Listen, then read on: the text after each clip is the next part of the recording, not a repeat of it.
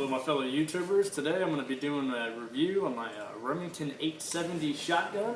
This is a Remington 870 Express Supermag.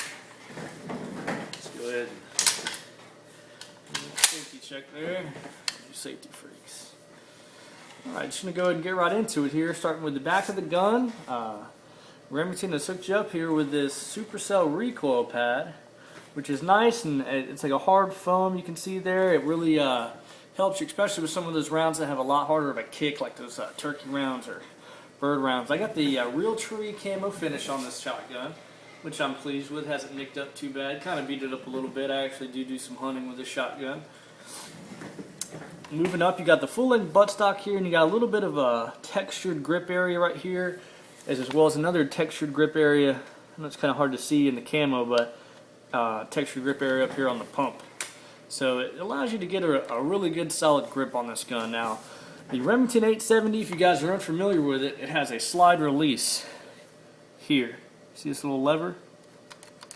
That's your slide release. So if you get the shotgun and you, man, I can't pump it, I don't know what I'm doing. You just push this slide release back, pump it, then you're ready to fire. And you only have to do that for the first time, really. Then you pull the trigger, then it's ready to go. As long as you either pull the trigger or hit the slide release, that's going to allow the pump to go. I got mine in 12 gauge here, and this is a, like I said, a Supermag. Now, what's a Supermag? Some people ask. You know, it's a shotgun. Yeah, I got a Remington 870 Magnum. It's a 12 gauge Magnum. I got a 12 gauge Super Magnum. You know, what does that mean? It means the chambering that the gun is capable of handling. And the shotgun shells, you know, when I was new, I had no idea what I was getting into, but I thought Supermag sounded good, and I'm glad I bought it. And this is the difference in shotgun shells here. I even got different colors for you. How cool is that? I'll do this. I'll do that for you. See how this works out. Okay, now the pink one is your standard 2 3/4 shell, 2 3/4 inches. Any shotgun in the world to fire that shell, I mean, as long as it's the proper gauge. You can't shoot a 20 gauge out of a 12 gauge, obviously, but any 12 gauge in the world to shoot a 2 3/4 inch shell, pretty much standard. Next, moving up the line, you got a 3-inch shell. This is called a Magnum. So it's a Magnum, and then you got a 3.5 inch, which is called a Super Magnum. So if you get a Remington 870 shotgun or a Mossberg 500, for example, a lot of these Mossberg 500 tactical shotguns can't handle a 3.5 inch shell. They can only shoot 2 3/4, or maybe 3 inches. I'm not even sure if they can handle 3 inches. It just depends on, you know, if it's a Magnum, Super Mag, what have you. Obviously, the longer the shell, the more powder it's going to be able to hold, as well as the more pellets and the more damage you're going to be able to do. So, especially for hunting and taking some longer shots, you know, the Super Mag, my 3.5 inch shell really comes into handy. Okay, moving down the gun. The disassembly of this gun isn't bad at all. All you got to do is unscrew the end of it here. It's clicking, it's clicking, it's clicking. You unscrew it. You just got to push this thing in and turn it here. This little stopper. Push it in, turn it 90 degrees, and it'll come out. And that'll bring out your spring, everything else. You know, it comes with a little dowel in here, which is like a pencil. It kind of, I mean, it's not like a pencil. I'm going to use a pencil to illustrate, but it's a little plastic thing, and what it does, it eliminates the ability for you to carry more rounds. Well, why would you want to do something like that? They ask me. Well, I'll tell you why. Because it's for migratory waterfowl species.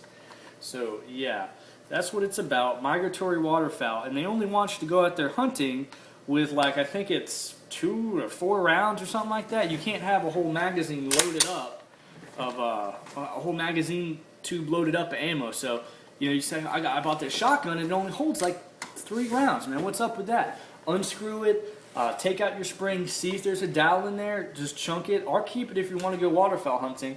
But that's always a first thing I do when I get a shotgun, to see if it still has that dowel in it or not. Now, to take the barrel off, it's pretty easy. You just yank it right off, pretty much. Just wiggle it and it'll come right out. The barrel on this gun, I think it's about a 20-something inch barrel, 22, 24, something like that. It's a hunting barrel.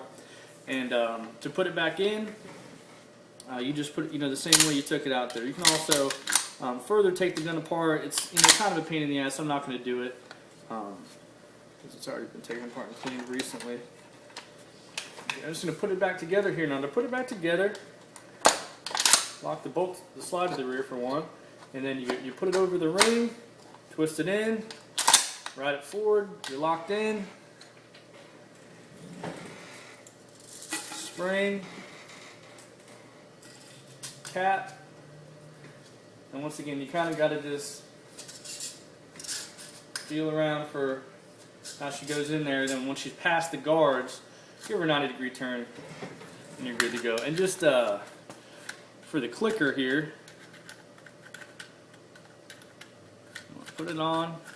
Just gonna start tightening it up. You want to tighten it up, then just go a little bit. All right, then you're good. And then you put it together. Moving on to the end of the shotgun here, the choke. Now, nobody told me about choke tubes, so I'm going to tell you. I had no idea. And I've met people with shotguns, and oh, I've had this shotgun for 10 years. What kind of choke you got? Well, what do you mean? What are you talking about? A choke, and I'll take it out and show them. They're like, oh my God, I had no idea. A choke tube is something that comes on most longer barrel shotguns. Tactical shotguns really don't use choke tubes because they're really not necessary for what they do for close range engagements. But what a choke tube is, it's this little thing on the end of the barrel there you can see, and it screws in flush to the barrel, so you're not going to really notice it if you just got it. They make tools that can take them out, but I can just take this one out with my finger here, and it just unscrews. You can see there that motion. I'm just unscrewing it. Takes a second to get out. Okay, so once you got it out there, here she starts to come. I'm going to take that choke tube out. And that, my friends, is a choke tube.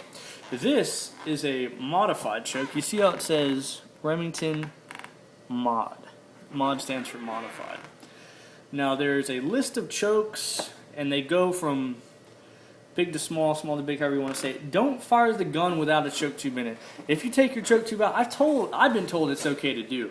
I'm not going to do it though because I just don't want to mess up the threads. I think it's a bad idea because it's threaded in there. So make sure you don't fire the gun with the choke tube removed.